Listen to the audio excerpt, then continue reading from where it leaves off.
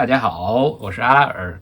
今天呢，给大家介绍一下我新装好的一台主机，一台浸没式水冷主机。对，你没有听错，浸没式水冷，不是油冷，也不是电子活化液，就是水。先给大家感受一下吧。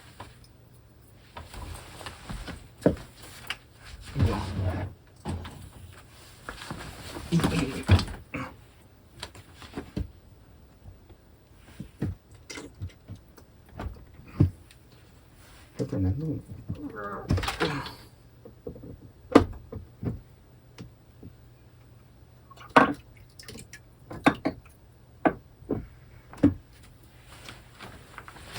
哎呦，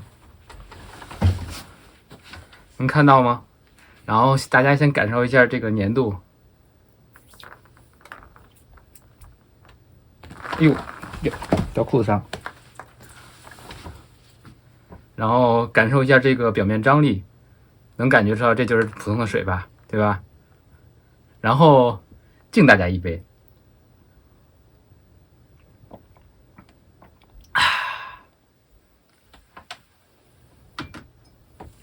按照惯例呢，先介绍一下这个配置。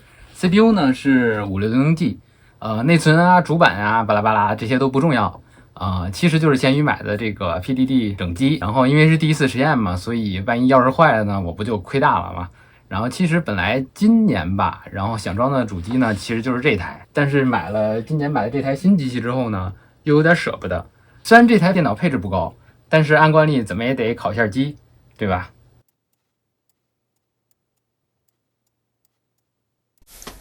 使用 CPU-Z 可以看到处理器的参数，然后测试一下处理器的稳定度，然后我们来看看它的温度表现。从录屏中我们可以看到 CPU 的温度比较快的上升到了80度左右，然后就不再上升了，而主板的温度一直显示在27度，毫无变化。这个其实我感觉不那么准，主板的温度其实应该和水温一致，而水温和室温是一致的。我记得当时室温应该是在24度左右，然后北京这两天降温了，有点冷。CPU 风扇转速为0因为我没装风扇。我烤了一会儿，感觉跟没烤机一样太安静了。于是我拿笔算了一下，水的比容是4200焦每千克摄氏度，机箱容积大概是20升，也就是20千克水。在不考虑水箱同时还要向外散热的理想状况下，65瓦的5600G 要加热这一箱水，每升高1度需要20多分钟。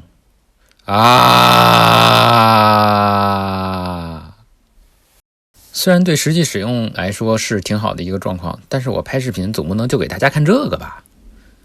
于是我调整了一下气压，下面请欣赏。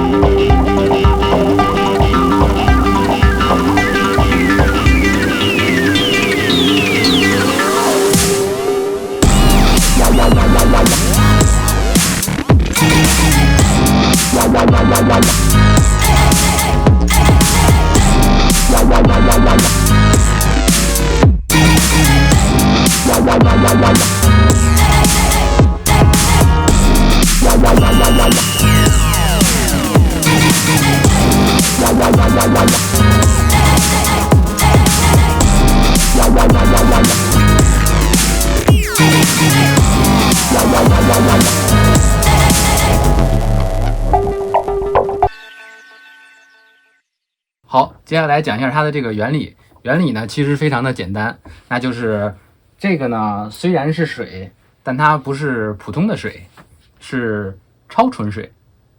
然后众所周知呢，水呢是不导电的，然后水导电是因为里边有这个杂质，然后将水中的杂质去除之后呢，然后我们就可以使水不导电。所以如何制作这样一台浸没式水冷主机呢？其实也非常的简单，只需要3步。第一步，准备一个合适的鱼缸；第二步，把里面灌满超纯水；第三步，装一台主机，然后在关键的部位呢做一些保护，然后把主机放进去，插上电，开机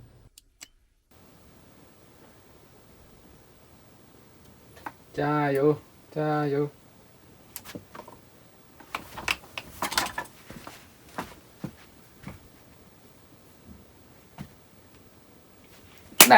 ！Nice，就可以正常使用了。好，是不是就挺简单的？一看就会。认真讲呢，大概有以下几个问题需要解决。第一个呢，就是如何获得这种超纯水。然后虽然我们可以直接从网上买到这种超纯水，然后但是当你把这个盖子打开之后呢，它很快就不再是这个超纯水了。然后所以呢，我们需要一台超纯水机来制备和维持超纯水的这个状态。然后我在网上看了看呢，然后其实可以直接买到，但是问题就是都有点贵。然后还有点费水，然后和我的这个需求不是很匹配，然后所以呢，我就自己制作了一台费水比大概是100:1的这么一台超纯水机。二呢是要了解这些硬件的这个特点，什么是可以浸没的，什么是不能够浸没的。比如说我现在这套系统里边，就是大家可以看到是没有机械硬盘的。然后虽然说不是所有的这种机械硬盘，然后都不能够被浸泡，但是我们常见的这种空气盘都是不可以的。还有呢，就是哪些位置是有风险的，然后风险有多大，所以我做了一些计算，然后发现这个事情理论上是可以实现的，然后实际操作也测量了一些安全的这个阈值，然后再牺牲了一些硬件的基础之上吧。三呢，就是如何设计这样的一套系统，包括如何设计这样的一个机箱，然后如何设计它的这个管路，然后如何设计它的这个散热的方式，然后还有如何控制它的水位、水温、水质等等一系列这些都讲的话会非常的长。然后今天呢，我就在这方面先不展开，然后每一个我都会单独再去剪视频来详细的讲一下。今天呢，我想先讲一讲它的意义。可能很多人看到这儿都会觉得这只是一个整活的视频，没有什么实用的这个价值。但其实呢，并不是这样。如果只是为了解决这个一个普通的 PC 的散热问题，那确实是没什么必要。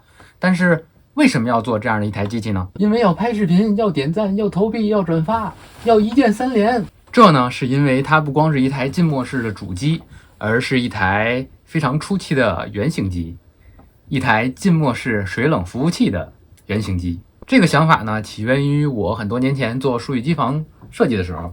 然后那个时候呢，我发现传统的数据机房为了散热，在空调上消耗了大量的能源、金钱还有空间。随着技术的发展呢，芯片越做越小，但是散热器就越做越大。更好的性能往往伴随着更高的功耗和发热。一台 PC 的电源从以前的300瓦变成了1000瓦，科技的发展仿佛就是建立在更高的这个发热上。这时候我们发现，曾经的风冷散热已经不能够满足个人 PC 的使用，水冷几乎成为了一台高性能 PC 的标配。甚至连一些追求稳定的大型机也开始用上了水冷。拆开一张显卡，大大的散热器和小小的 PCB 形成了鲜明的对比。这不是给显卡装了个散热器，而是在散热器上面装了个显卡。打开一台服务器，我们可以看到大量的散热器和高转速的风机。这些散热器使用了大量的铜和铝，而风机消耗了大量的能源。我觉得这里边是不是有什么不太对劲？我不是学半导体的，做不出来什么贡献。但是我想，如果我解决不了发热，那么我解决一下散热。所以我提出这样的一个新的思路来解决这个问题。我不知道自己是不是第一个提出来的，但可能是第一个实现的了吧。然后至少是在视频里。接下来呢，简单说一下这个技术的优缺点。首先，浸没式水冷是浸没式液冷的一种。浸没式液冷的优点有很多，比如说散热效率高，能耗低，然后它的设备密度比较高，然后同等算力下设备的体积更小，然后占地面积更小等等。同时没有风扇，没有噪音，没有震动，可以实现这种静音的机房。温度变化的范围也小，也没有尘，不容易损坏。然后空调系统的这个停机运行时间也比较长等等。所以这些优点呢，浸没式水冷也都有。目前已有的浸没式液冷服务器系统使用的冷却介质均为电子氟化液。电子氟化液虽然很好，但是它作为冷却介质也存在着一些问题。其中最主要的问题就是贵，非常的贵。有人管这个电子氟化液叫液体黄金，然后它比这个同样体积的这个茅台还要贵。而且这还不是一次性的投入，而是一个长期的成本。因为这些液体呢会蒸发，会泄漏，然后虽然少花了这个制冷的电费，然后但是增加了出投资和运营的这个费用。还有就是理论上虽然说对人体的健康没有什么影响，但我想也很难有什么益处吧。哎呀，都有点渴了，说的。喝口水。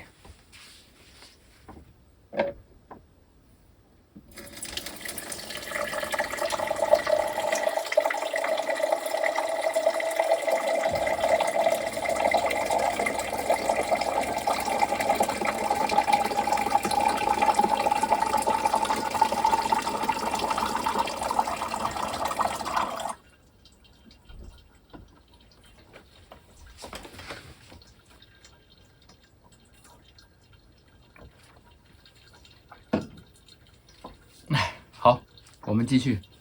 浸没式液冷的这个特点呢，我就不展开了。单说这个超纯水对比电子浮滑液的优势，然后主要呢就是说超纯水的价格相对来说更便宜，然后而且对人体更加安全，比容更大，然后散热的效果更好，然后没有污染，干净清洁，然后好处理，撒在地上呢也不会心疼，对吧？这要是茅台，那你对吧？你舍不得。当然它的缺点也有很多，其中最主要的就是超纯水的介电常数比较低，而且这种状态不稳定，很容易被破坏。No, God!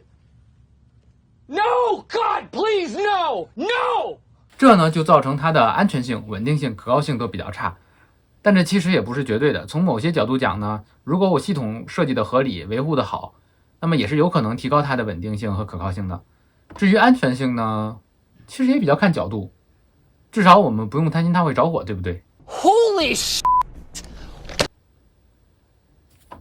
从这样的一台原型机到一个大型的数学机房，我其实还能想到很多存在的问题需要去解决。不过我依然还是很看好这个的方向，因为虽然我能够想到这些问题的存在，但是我也能想到对应的解决方案。这些问题呢都不是无解的。总之，这是一件很大很复杂的事情，然后需要一家大的公司来做集成，然后才能够达到一个最优的效果。如果有人看好这个方向的话，可以联系我。之后呢，我会尽自己力所能及的呢，再做一些新的探索。其实今年年初我就已经用我的这个旧笔记本实验成功了。OK， 点亮了，至少在水里已经成功点亮了，就非常的不容易。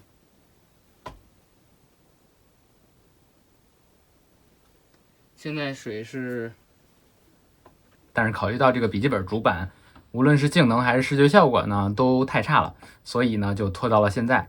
然后目前呢，这台机器还是不够稳定，然后家用机呢也不可能像数据机房一样，我一直开着这个超纯水机来进行净化，所以对设备本身的这个要求呢会更高。但是呢，我已经有了这个对应的解决方案，然后所以小型化还有实用化的浸没式水冷 PC 未来一定会给大家带来的。然后其实我已经想好了该怎么做。还有呢，就是这台电脑的这个性能实在是有点一般了，然后560G 的这个发热呢也太小了。然后浸没式水冷的这个超强的散热优势呢，也完全体现的不是很明显。视觉效果呢，比我想象的也要差一些。然后未来呢，我计划装一台13900K 呀、7950X 啊，加上一个4090什么的。但是鉴于现在我的超能力还不够足，得想一想办法，会慢一些。然后大家想看的话，还请大家转发、关注、一键3连，长按点赞，可以给UP 主加速。这台原型机呢，我专注了验证它的可行性，然后加上这块主板没有这个 ARGB 的接口，所以在颜值上我就没有花太多的心思。然后之后的视频呢，我会在这个方面上多花一些心思。然后同时这个技术还有很多这个有意思的玩法，然后其实我已经设计出来了很多的这个方案，所以敬请期待。